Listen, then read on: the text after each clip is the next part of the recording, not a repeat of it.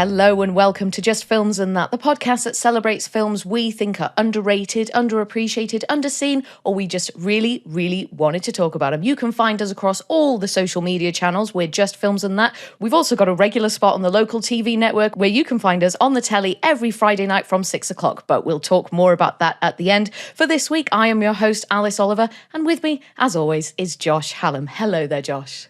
Hello. How are we doing today? Oh, I'm wonderful. How are you? Oh, I'm very well, thank you. Very well indeed, because, listeners, we have another fantastic guest for you. He is a comedian, he is a video creator, he is one of the funniest people on Twitter right now. It's Matt Green. Matt, a very warm welcome to the show. How are you today? I'm very well. It's lovely to be here. Excellent. Well, thank you so much for joining us. So to start the episodes where we have a guest, we like to ask a random question. It's just to get to know you a little bit better. And this week's question is, what or who is your favourite cartoon character? Wow, that's a good one. I think the one that just comes straight to mind has to be Homer Simpson. Yeah, he's a classic. An absolutely classic character. And I'll be honest, I haven't watched The Simpsons for quite a long time, but I was a huge fan when I was growing up. And those first sort of few series just are absolutely indelibly in my memory. And there are so many lines and scenes that I don't think I'll ever forget. And I think Homer Simpson just is the perfect sort of comedy sitcom dad character. So much sort of stupidity and yet warmth and everything. Yeah. It would have to be him for me. Some of The Simpsons as well is so funny. Every now and then, if I'm having like a rainy Sunday afternoon or whatever, I'll hop on Disney Plus and just watch episode after episode after episode. And those first sort of 10, 11 seasons, absolute gold. But then it really took a slope downhill, I feel, after a certain point. I remember watching, because this is showing my age. I remember we had like VHSs of The Simpsons. Oh, yeah. And you had to buy, you bought like, it was like 4 episodes or something on a VHS. And then we just watched those same episodes over and over again. Until you knew the words. I know, I could practically quote them back. I mean, probably not anymore, but there was a point where I could have definitely quoted them verbatim. I also had those videos. Oh, so the one that was we used to tape it off the telly as well. Well, that's illegal, Alice. So, oh, sorry, no, we never did. We didn't do that. No, Fox. we've never didn't do that. No one's ever taped anything off the telly. I think the statute of limitations is probably gone now. You're probably okay. I had those videos as well. There was an army themed one. So you had the one where like Lisa went in the army with Bart, and the one where he fought Nelson, and other army ones, all the Halloween ones. There was one I think that was like food related or like all to do with food. There was the one I remember really well was the X-Files one. Yes, where Mr. Burns it turned out to be Mr. Burns because he was glowing from the radiation or something, and it had Mulder and Scully. And I think it was one of the first times I remember being really aware of like my two favourite shows, because The Simpsons was one of my favourite shows and The X-Files was one of my favourite shows, and this idea that you could somehow have them together kind of totally blew my mind. That's the crossover for you right there, isn't it? Oh, brilliant. What about you, Josh? Who or what is your favourite cartoon character? It's a tough one because I'm exceptionally immature, so I watch a lot of cartoons. Oh, same thing, don't worry. So don't worry. Homer Simpson did come to mind for me. Other ones, I was torn between like cartoons for kids and cartoons for adults, or Homer Simpson, who's sort of in between as well. So yeah, Homer Simpson, Peter Griffin, Rick from Rick and Morty. But the first one that came to mind for favourite is Bugs Bunny. Oh, really? Real classic? Because he's just, I think maybe it's not even my favourite. It was when you said cartoon, it was the first one that came to mind was Bugs Bunny. I'll be honest, it was similar with me as well. Yeah. Like as soon as you said cartoon, I thought Bugs Bunny too, and then I sort of thought maybe that's a bit, but no, you're right. Absolutely, yeah. Anyway, Alice, what about you? Oh, a difficult one. I thought this was a great question when I came up with it, and then I realised, well, hang on a minute, it's going to take me a while to think about. I too love cartoons, South Park, BoJack. But I do think one of my favourite, if not the best cartoon for me, is Futurama. And so I'd have to say Bender. I just think he's absolutely hilarious. But then also, one of the main reasons he is hilarious is because of Fry. So it's like the two of them together make each other hilarious. So, I'd say Bender and Fry are tied in first place. But I also love Stan from South Park as well. Like as the seasons went on a little bit, you really kind of realize that he's the real voice of reason in amongst all this chaos. And that kind of, it was just more interesting, and it sort of gave him a new layer. But yeah, I'm a big cartoon fan. Doesn't matter how old you are, Josh, I reckon.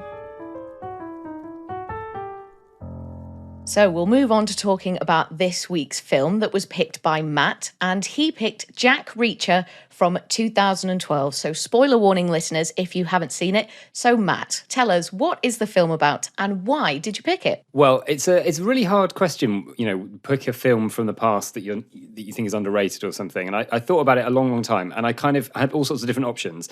And the one I came up with was Jack Reacher, because I think it is underrated. It was quite successful-ish. I think it did quite well and stuff, but I think it was underrated partly because it was very controversial at the time. The reason it was controversial was because it was based on all these novels by Lee Child. He'd done over a dozen at that time, and then he's done loads more since. And there was this big question of who should play Jack Reacher, because the character of Jack Reacher is this sort of mythical character who turns up at the beginning of the story. He's huge. He was in the army, but he's now a sort of drifter. He doesn't really own anything. When he buys clothes one at a time. He sort of walks into a shop, buys all of the clothes he needs, puts them all the ones he was wearing in the bin, and walks out. And there's a scene in the film where he does that, which is really fun. But there was all this kind of controversy amongst the fans about who's going to play it. And then Tom Cruise, I think, basically bought the rights, and he's the producer, and he really fought to be Jack Reacher. And the problem with Tom Cruise is he's not big enough. He's 5'7", I think. He's built, but he's not huge. He's not a massive lump of a guy, which Jack Reacher's meant to be. And so there was all this controversy. And I remember when the film came out, all this swirling around. And I'd never read any Jack Reacher books. I'd sort of heard of it, but never read them. And because of all this controversy, I started reading the books and sort of heard about it. And interesting, and I thought I'll give it a go. And I think I was on holiday or something, and I kind of downloaded one onto my Kindle and thought I'll just give it a go. I was absolutely obsessed with them. I absolutely loved them. They're really, I've read all of them, I think now, and I just love them because they're really. They're I think they're very well written, but they're kind of classic sort of wish fulfillment stories with this hero who comes in and sorts the world out, and they're sort of like a mix between like a Western and a kind of thriller and all this kind of stuff. And so it was actually a little while before I watched the film, because I'd heard all this controversy about it, and I read the books and I was like, oh yeah, the books are great. And then I heard about this film, I was like, oh, why? I don't know if I... And actually, I really think it's a really decent film. Like, I think it's a really well put together action thriller. I think Tom Cruise is really good in it. I still think there is a question as to whether he's the right actor to play that character. I'm sure we'll get onto that. But I think as a film, as a sort of standalone film, if you didn't know about the books, if you didn't know the history, I think it's a really good thriller. Like, it really works, and it's got a lovely idea. Like, I think in some ways my favorite bit of the film is the first 5-6 minutes, which is completely dialogue free. Mm-hmm. It's this sort of setup of. It's really well put together. It's great sort of overhead shots, and then these kind of strange close-ups of someone building someone making bullets and putting a gun together. And it's basically a sniper who shoots seemingly 5 random people. And it's I think a fantastic sequence. And then you see them all being shot, and then you see the police going to the scene and finding various clues, and then you find the man being arrested, but you know immediately that they've arrested definitely the wrong person, because it's not the same guy as we saw shooting. And then he is being questioned, and then all he does is writes "Get Jack Reacher" on a piece of paper, and it's this kind of thing of how are we going to get Jack Reacher, and there's this conversation, and there's this sort of lowdown of who is Jack Reacher and all the stuff I've said. He's won a Purple Heart and a Silver Star, and he's this veteran and all this kind of. He's someone who doesn't play by the rules, and but he's also a ghost, and there's no way of finding him. And where's how are we ever going to get him? And then they say, how are we going to get Jack Reacher? And at that moment, like, the assistant opens the door and goes, "There's a guy here waiting for you. He's called Jack Reacher," and it's a lovely moment, and it's a real sort of nice, like a real sort of. Sort of twisting of expectations, where you sort of think it's going to be about how do we find who this guy, and then he's there, and it's Tom Cruise, and And I think that for me sums up the film. It actually there's quite a lot of the film which is a little bit surprising. Scenes go in slightly different directions. There are scenes which you think are going to be funny, which turn out to be quite sort of savage, and other scenes that you think are going to be quite quite tough, and they actually are quite funny, and you never quite know where you are with it. And I think I'll always watch a film with Tom Cruise in. He's just a great film star. He's a great, and even though he's not this big imposing presence, he has got physical presence, and you believe that he can beat people up. You believe he's got all that kind of skill. But yeah, perhaps not the kind of maybe not the kind of mythical kind of man mountain that people were expecting.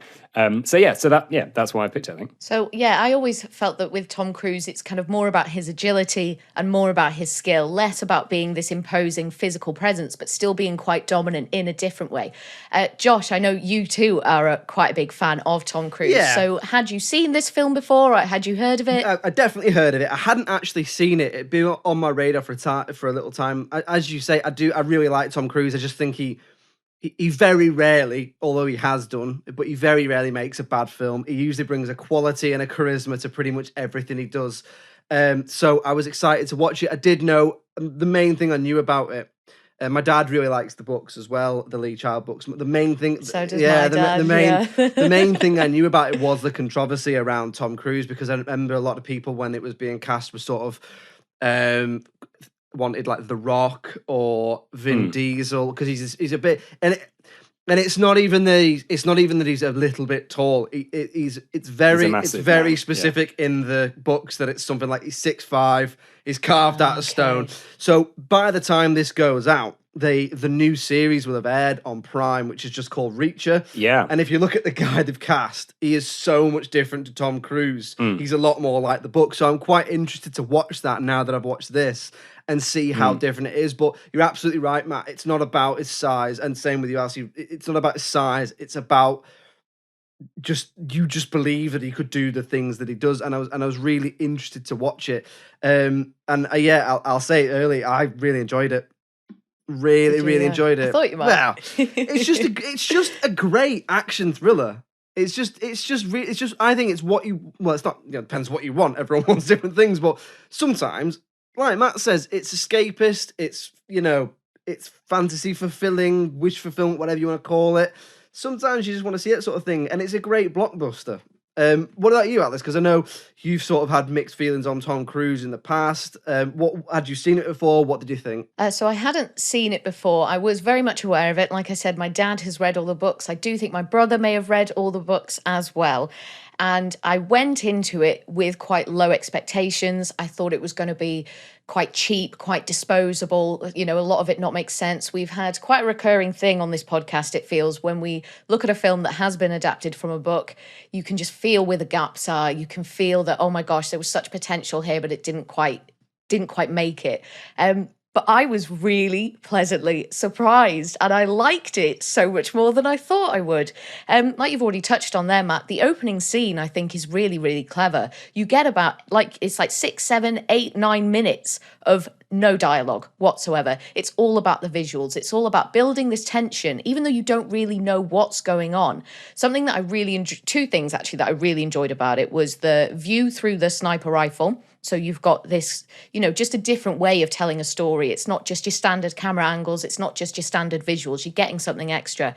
And then the fact that he shoots 5 people, because I just wasn't expecting that at all. I was like, right, he's going to shoot one guy. There's the guy, this guy in a suit on a bench. Yeah, that looks like the kind of guy a sniper would kill. He's important. He's got money or whatever.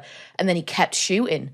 And he's like, some of them are women and some of them are with children. And I was like, oh my God, this is chaos. And I just thought that was a really, really strong opening. It hits hard, doesn't it? Because, I think I might be wrong, but I think it was delayed because of that. So I think when it came out, there was the Sandy Hook shooting, or there was a shooting. There was a shooting in America. I think it was Sandy Hook. There always is, sadly. Yeah, exactly. Yeah. One of the shootings was in America, and it was delayed for a little, a couple of weeks or something because of that. Because that opening sequence really is quite. I don't know. I've never been in the army, but it's also quite realistic. So I think it hits quite hard because, like you say, he does as it comes into the plot, he picks some people that he wants to kill, but he also picks random people to cover his tracks. And like you say, it's not just men, it's women, it's someone with a child. It's quite harrowing, really, when you actually think of the reality of it. And yet, it's also very not graphic. I think that's it's one of those action films where there is a lot of violence, but it's never gratuitous. You never sort of see, it's not gory. Particularly that opening sequence isn't gory, but it's shocking because there are moments which really hit. There's a lot of really clever camera work. There's a really lovely, beautiful overhead shot of the crime scene when the sun is very strong, so that these huge shadows across it. Yeah, and so the shadows are kind of crossing, and you see the body and the shadow of the body, and then the shadow of the police car approaching. And so it's. I found some of those watching it again this week. I found some of that cinematography is just great. Really, it's really artistic and almost sort of Kubrick-y. There were moments where I was like, oh, this, really cleverly framed shots and stuff. Yeah, it was. I think it's really good. Yeah, and it was quite varied shots as well, and it didn't just feel like standard. It wasn't just shot, reverse shot, or whatever. There was quite a lot going on, so you didn't really have time to get bored, I thought. I did think I felt engaged through the whole thing, really, from start to finish. I really enjoyed the way that the story unravels. Now, this is something that I've criticised other films for before, about doing these kind of exposition dumps, about just loading off all this information at you all at once. But I feel like this film did it really, really well. And as we've seen, Josh, with things like The Beach, when you don't do that, when you've adapted something from a book, you miss out on a lot of very key moments. So when certain things happen to certain characters, you don't really care and you don't really understand why. But I feel like this film did it really well. And the way it did it was it would have two characters having a conversation and then you'd get tons of cutaways. You'd start watching whatever it is that they're talking about. When they're talking about all the different people who sadly got killed by this sniper, you get to see their lives playing out. And that is a really good way to get you engaged and to get you actually feeling something for the characters so that what's happening you feel actually has consequence. And I've just found a lot of the times in this film, things that would usually annoy me just didn't. Yeah. It's like they were doing like these tried and tested things, but then putting a different spin on it. So just to make sure that, oh no, you haven't actually seen anything quite like this before. I just thought it was really interesting. What about you, Josh? What else did you like about it? Following on from what you just said there, I think a lot of that is down to Christopher McQuarrie, who's the director and the writer. Now, I think, so him and Tom Cruise have worked together a lot. He's the director of at least the last two Mission Impossible films and this as well. I think this might be the first time they worked together, but it's certainly one of the... I think it's the first time he directed. Is it? Definitely. Right, okay. Yeah, and they've worked together a lot and they work really well together. But I'm a big fan of Christopher McQuarrie. His first massive film that most people will know is The Usual Suspects. So I think he does a really good job of this in the script. It's not a mistake that this is quite, I don't want to say cheesy action thriller, but it's that it balances that line between cheesy and fantastical in terms of he's the ultimate man and he's the true action hero sort of thing. He's a drifter and all that, that sort of thing. It's like Matt said about sort of wish fulfillment. He is the epitome of macho action hero in a way, and I think it would be really easy for this to turn into a sort of early 90s Stallone or Schwarzenegger film, and it's not, and I really like that. So he gives a credibility and a realism and a believability to his characters, which also is helped by Tom Cruise's performance. So I think they get it spot on by creating a myth around them. And like what you said there, Alice, there's a lot of show, don't tell. So when Rosamund Pike's character is talking about every victim, that's the scene you're talking about, and you see all of their lives. But then she shows, and then he unpicks it and sort of says, "Well, this is why this person was here and can't really have been there." And there's a lot of really good things where you're figuring it out because they use Rosamund Pike's character sort of as the way you're watching the film, your sort of narrator, if you like, not narrator, but you're experiencing it alongside her. And I thought that was really interesting because she has all these theories, and then he explains them, so you're learning as she learns. But like you say, when you adapt a book, you've got to get the structure right, and you've got to get the sort of balance of information, how you feed your audience right, because you can't just go, this is everything you need to know, and now here's all the bits that we want to show you. Here's all the action. For an action thriller, there's probably only 3 short action scenes, which is the fight in the bar, the car chase, and the ending. Oh, the car chase. Car chase I like is that great. one. I like that bit. I did. So they do some really great tension building as well, like you said there, with the opening, the finding out the exposition around the characters that before the car chase as well. There's a pause between Tom Cruise's character and David Oyelowo's character, which seems like about 20 minutes, where they're just staring at each other, just looking at each other. It's a really good. I think there's a quality to this film which makes it a cut above more sort of more standard action films, which I think is something that Tom Cruise does really well. I think so, and I think partly it's just getting good actors. Yeah. You know, you've got David Oyelowo, you've got Richard Jenkins, Rosamund Pike, who's the DA, Rosamund Pike. You've got Werner Herzog, great villain. It's a great villain. Little cameo role as the villain, who's just this guy who chewed his own fingers off in prison, which, if you think about it for too long, makes no sense at all, that he would somehow be this villain. But he's almost like a kind of cartoon villain. He's so villainous, you know, and yet, but he is somehow believable because he's just a great actor, and it works in those scenes. And he's not in it too much. You know, he's kind of in it a little bit, so you don't kind of start going, "This is mad." But I think you're right with the plot, and I think that's partly to do with Chris McQuarrie's script, and also partly just the source material. Yeah. Lee Child is very good at writing very propulsive, kind of kinetic plots where everything is linked to the next thing. And the other thing about writing about adapting a book like this is that one of the great things about Jack Reacher, sort of famously, is that he doesn't say very much.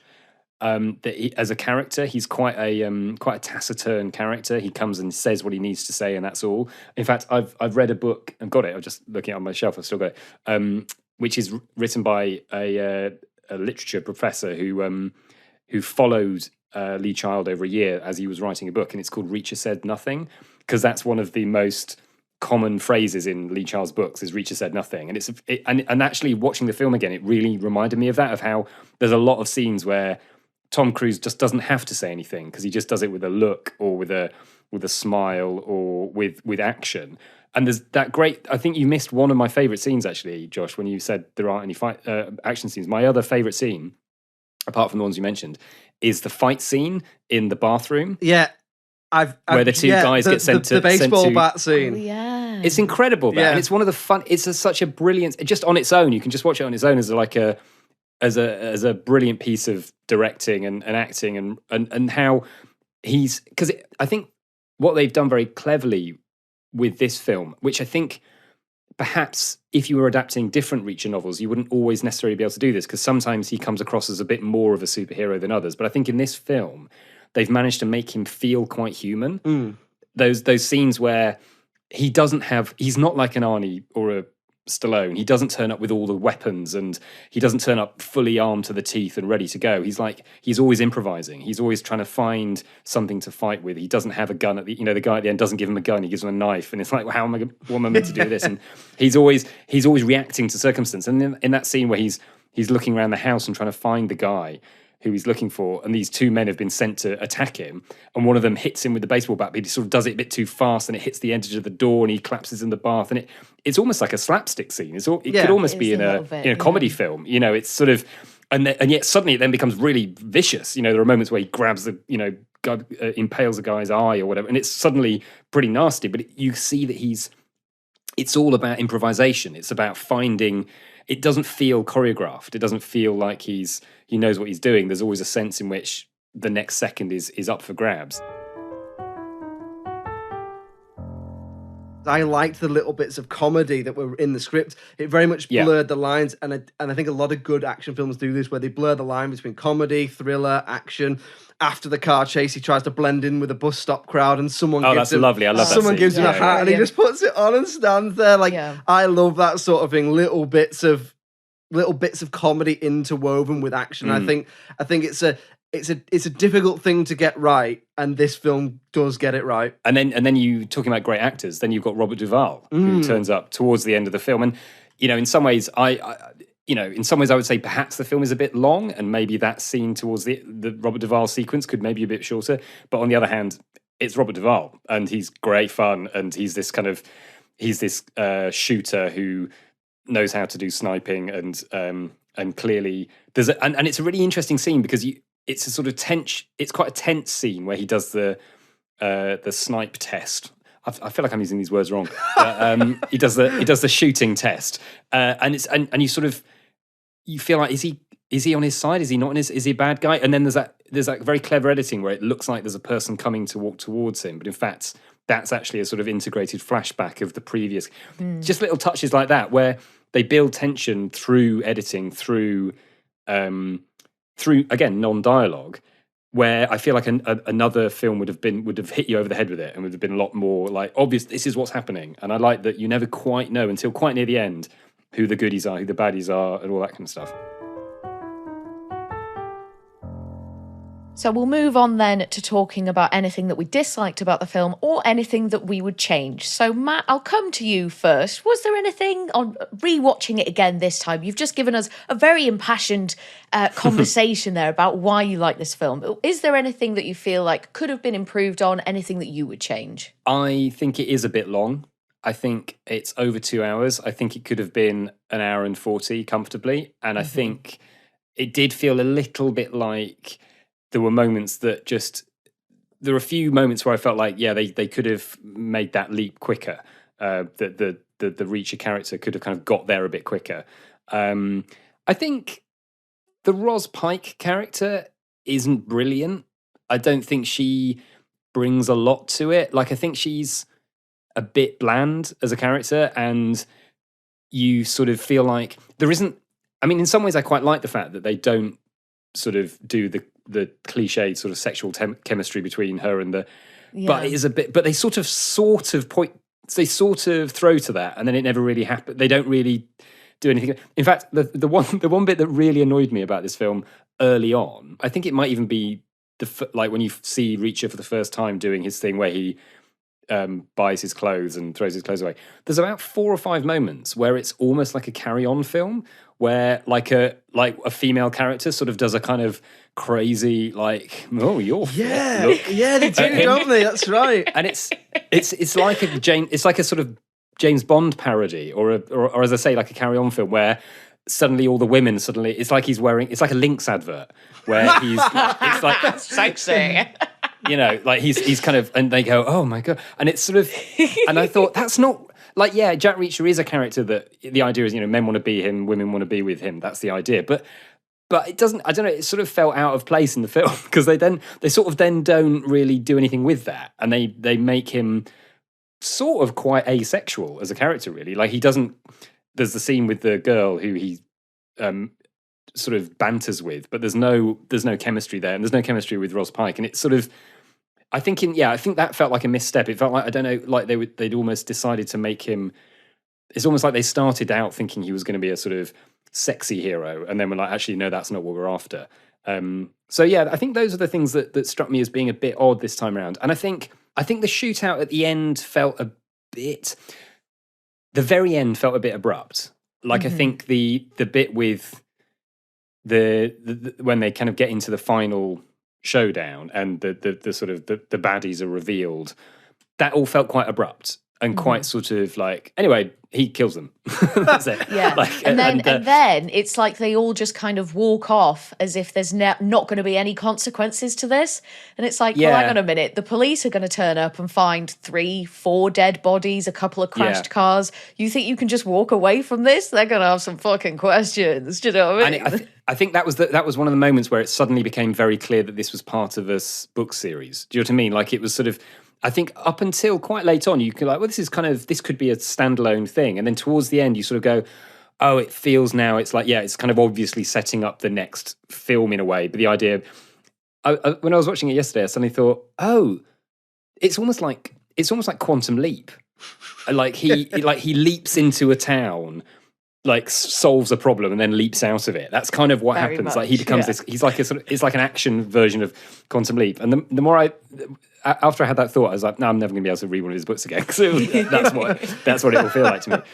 I think, towards the end, I think the ending is a bit abrupt, and the other characters sort of just disappear almost. They're like, anyway, we're not really bothered about them. We're moving on now.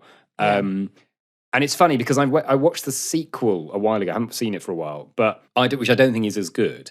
But in that sequel, they clearly try quite hard to sort of make him more of a sort of rounded character. They sort of bring in other characters, and they sort of give him a daughter, I think, and so it's sort of suddenly it's like they're trying to make Reacher into a kind of rounded human being, and actually that's not really what works with that character. You know, the character works because he's this kind of slightly mythical character, and I think it was right at the end where you did have this conflict between the slightly more, as you said, Josh, slightly more sort of realistic sort of version of him. Then he sort of becomes a superhero right at the end, like in the last 5 minutes when he shoots the David Oyelowo character. You're like, that is a very difficult shot.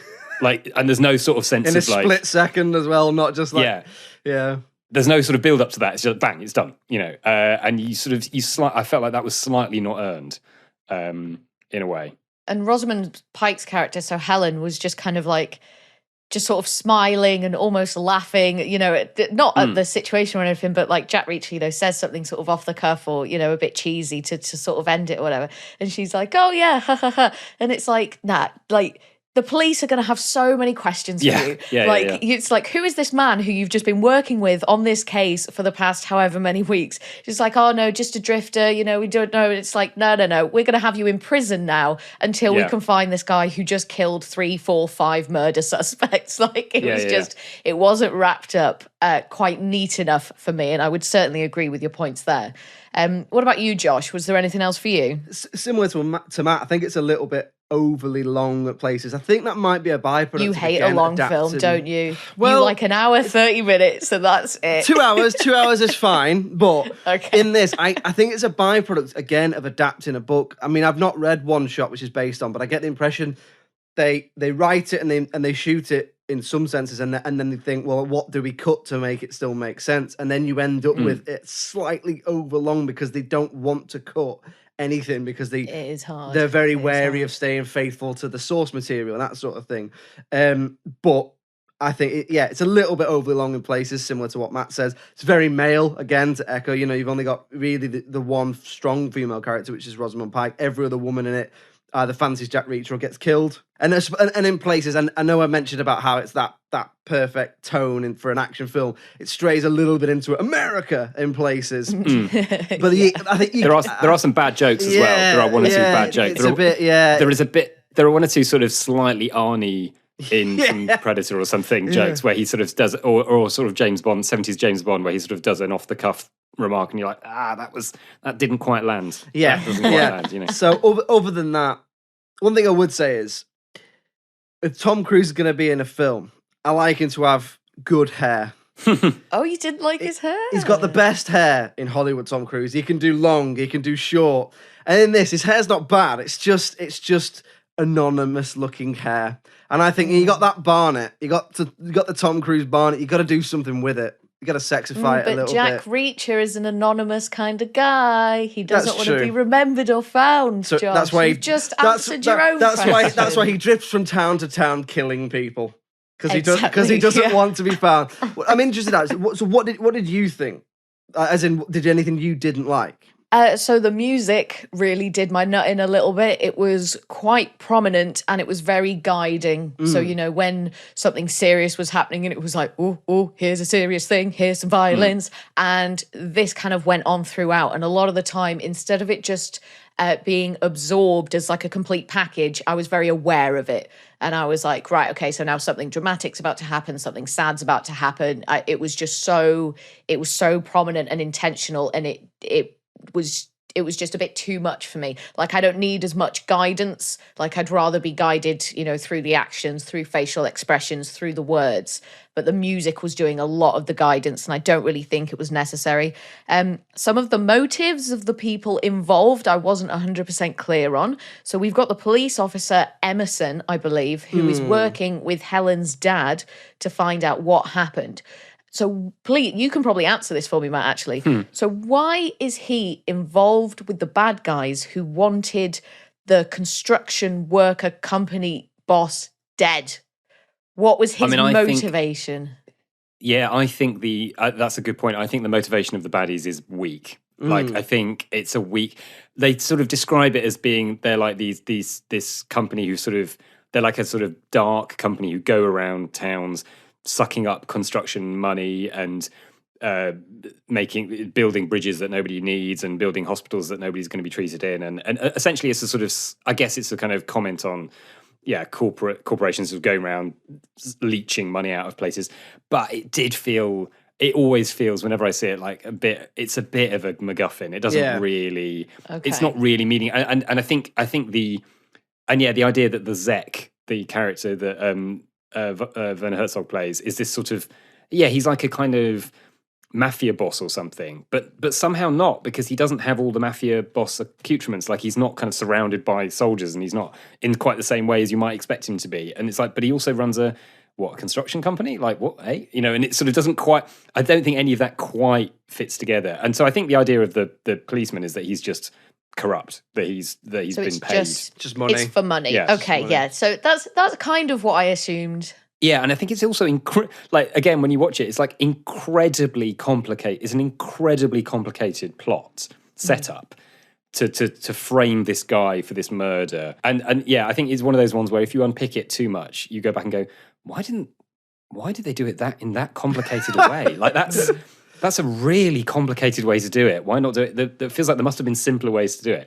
But I like it because I do like a film where I've always loved those sort of sort of jigsaw puzzle films where like every piece fits in together and eventually every single moment slots into place. And that was quite fun. That was fun about it. But yeah, it's one of those ones, I think if you go backwards through it, you go, I feel like there would have been a cheaper way of doing it than spending 6 months training a guy to do a thing and all that kind of stuff. It all and felt planting all that evidence for the actual guy and all this, because like there was so much evidence and the parking thing and all this. So some of that, but it wasn't enough to ruin it for me.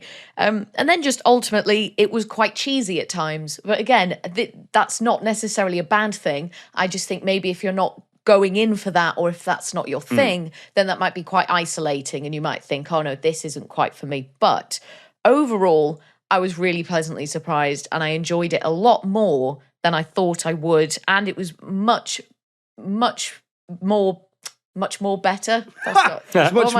better. It was very strongly constructed in a way that I think I just wasn't expecting. Do you know what? One other thing I don't like about it is the title. My friend said that. Just Jack Reacher. Yeah, because it's based on one of the books in the series. I think it's based on like the 8th book in the One series. One Shot, it's called, or something like that. Yeah, and I think that's a much better title. It's a much better title because it is a, and I can see why they didn't do it. I can see, but in some ways, I think I think that was part of why there was controversy about it and all this kind of stuff, because it's not really.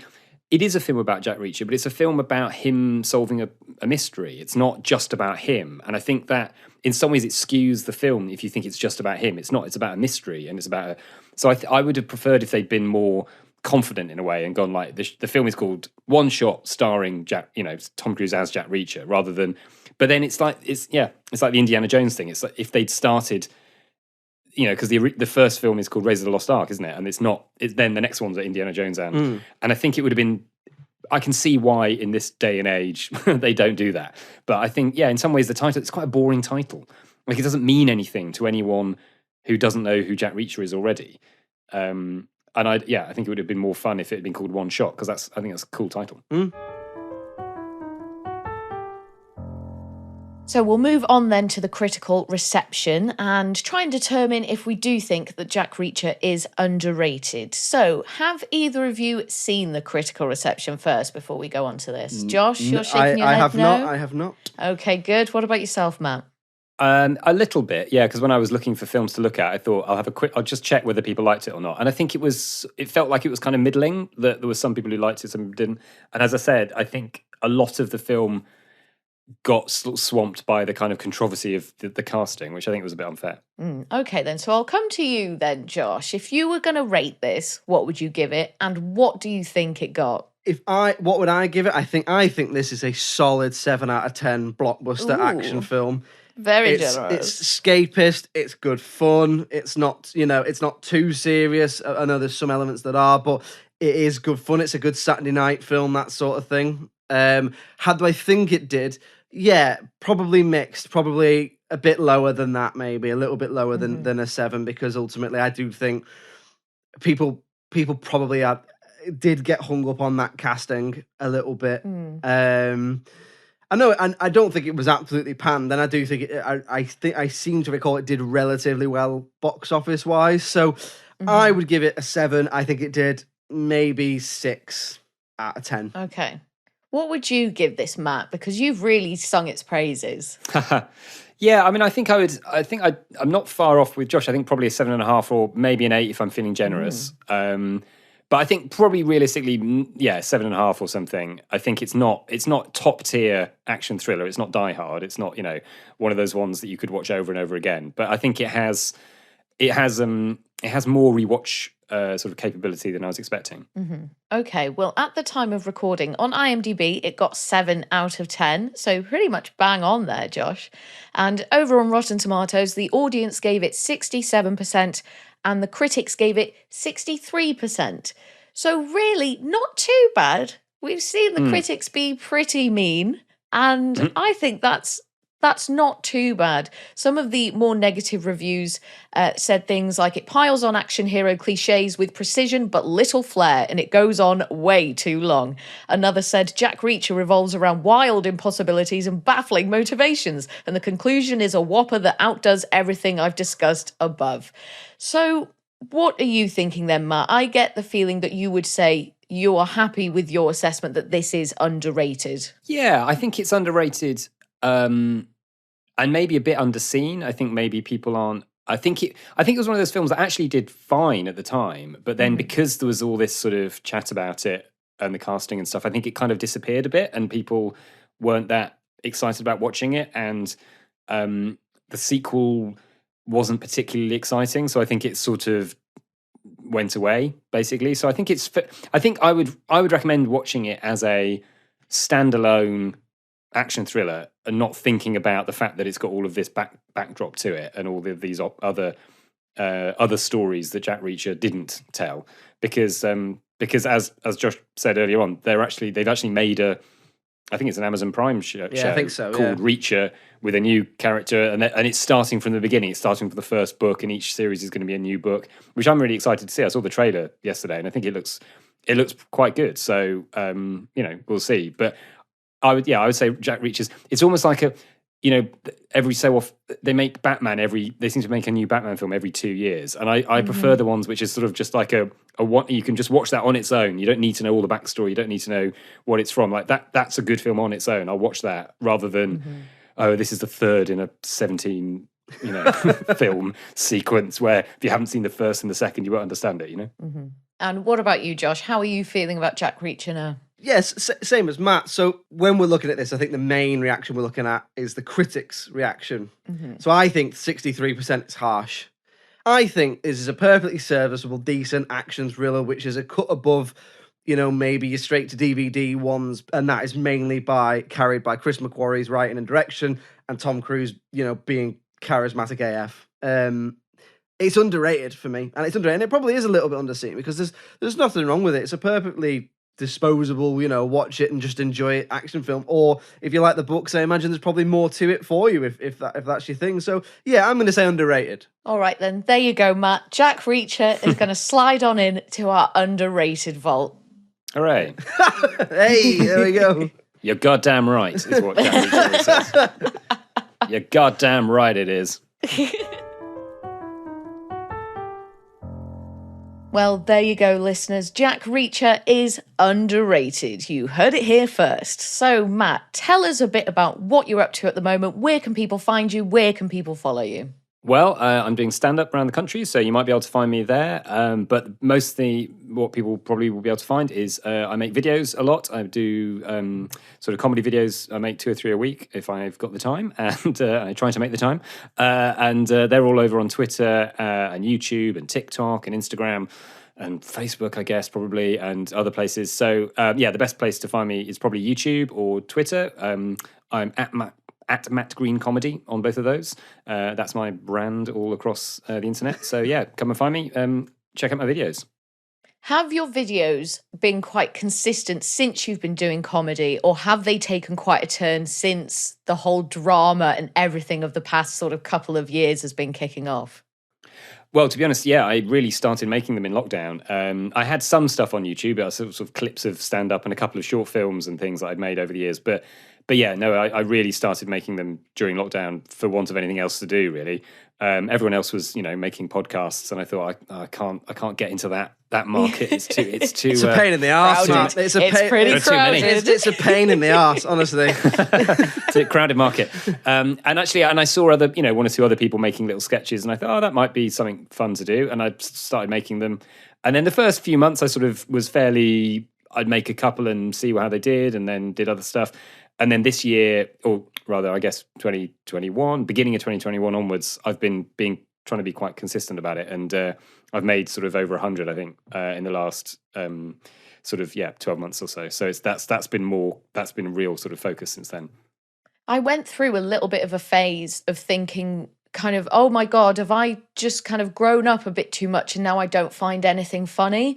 So I was looking for good British comedians, and like the types that I sort of liked when I was growing up, Lee Evans, Peter Kay, Michael McIntyre.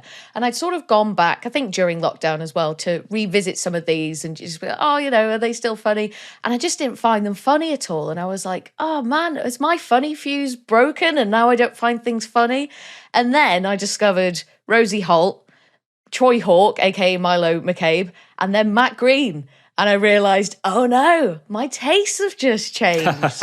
Oh, that's good to know. That's good to know. Yeah, you're absolutely hilarious. I think the videos are brilliant. Yeah. I have spat water on my keyboard many a time when I watch it on. It just comes out. That's what I'm after. That's the sweet spot. I mean, listeners, if you want to lose all control of your bodily functions through laughing, then Matt Green is the place for you. We'll put links across all our social media as well, so make sure you keep an eye out for that. Josh, anything to say to Matt? I can't remember if I've wrapped up properly. Do you want to chime in just in case? Yeah, you got anything to say to me? Yeah, got anything to say to me? Got anything? Is this Jeremy Kyle? Sounded a bit threatening. That sounded like a scene from Jack Reacher. Got something to say to me? Well, Matt, know where you live. All I've got is I've only got a toothpick, but I think I'm okay. Look out your window, Matt. Guess where I am? I mean, thank you very much for coming on. And as Alice said, I also watch your videos as well. They're brilliant, as they have been all through lockdown and all the same as Alice. Really, I've also watched them through lockdown and stuff. I think it's not the taste of change. I think comedy is just broader now. And I don't mean broader in like a it's when the whistle blows, the Ricky Gervais thing of extras broad. I think what I mean is it's people can do more. So there's more content. There's just so much content, isn't there? Yeah, what you've got on Twitter and stuff is that we can find our audience now in a way that it was much harder to do in, even a few years ago. That you've got YouTube, you've got Twitter, you can, so a lot of my stuff is quite political, quite satirical, and I would put that out, and then people who like it respond to it and enjoy it. And if that's not your thing, if you're not into politics or you're not into satire, you can just ignore it and you'll never need to worry about it. And I think that's where it's different to, if you do stand-up or if you do something on TV, you've got to go for a wider audience and you've got to therefore maybe dumb things down a bit or be a bit more kind of careful about what you talk about. Whereas I find actually in some ways the more specific you are, the more niche you're going for. It's like anything, that's the thing. People want to see something that's a bit niche, something that specifically hits what they're interested in. It seems to be working. And I suppose with social media and with your kind of comedy as well, because you're playing all the characters and you're playing like a different character sort of, and we cut from you to then you as a different character. That would be very difficult to achieve the same effect if you're on stage in front of people. And it's like, how would you manage that? Exactly. And so when I'm doing live shows, I'm doing stand-up, and that's more sort of, I guess, standard stand-up. It's more personal. It's more talking about what I'm interested in and talking about the news a bit and stuff. But I'm not playing characters on stage. I'm not doing sort of sketches.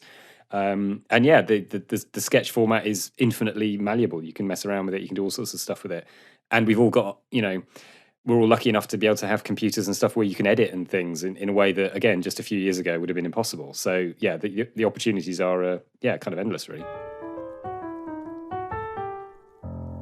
Well, there you go, ladies and gentlemen. Matt Green. Do make sure you check him out on social media. We'll link you all to his social media pages. He is absolutely hilarious. I would definitely say he is worth a watch. Alice, back to you for next week's film. So, what are we going with? So, you know when you picked Green Lantern and how excited you were about that? I feel like that about this. No, don't sigh. Don't rub your face, all right? I've got a treat for you. Next week, we are going to be watching Ewoks, The Battle for Endor. And there is a story behind that, ladies and gentlemen, but we will wait till next week to find out. Right. Okay. Well, there we go. I cannot wait. Next week's we will be watching and talking about Ewoks, The Battle for Endor. Until then, if you'd like to suggest a film or get in touch with us, the address is filmsandthatpod@gmail.com. We're on all the social media, Facebook, Instagram, TikTok, Twitter, all of them. It's just Films and That wherever you're looking. So, yeah, get in touch, give us a follow, and if you get a chance, give us a little rating on wherever you get your podcast. It is always appreciated because it helps other people hear us talk about I Give It a Year and whatever this Ewok film Alice has picked is. We're also on the television every Friday night. We're across the local TV network, so if you live in Birmingham, Bristol, Leeds, Liverpool, or the northeast of England, we're on Channel 7 on Freeview, or if you live in North Wales or South Wales, we're on Channel 8 on Freeview. We're also on Sky on Channel 195 across England, so there's no excuse. You can watch us wherever you are. Yes, there you go. So there's plenty of places to catch us. But please keep listening, and yeah, we will see you next week where we will be talking about whatever this film is Alice has picked. I don't really know what to expect. Until then, it's goodbye from me. Cheerio. Bye.